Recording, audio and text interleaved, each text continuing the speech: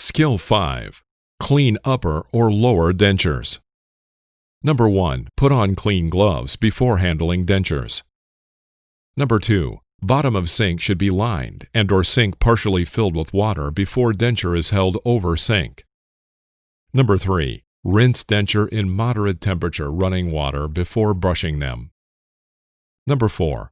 Apply denture toothpaste to toothbrush. Number 5. Brush all surfaces of denture. Number 6. Rinse all surfaces of denture under moderate temperature running water.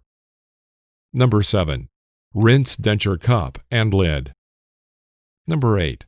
Place denture in denture cup with moderate temperature water or solution and place lid on cup. Number 9. Rinse toothbrush and place in designated toothbrush basin or container. Number 10. Maintain clean technique with placement of toothbrush and denture.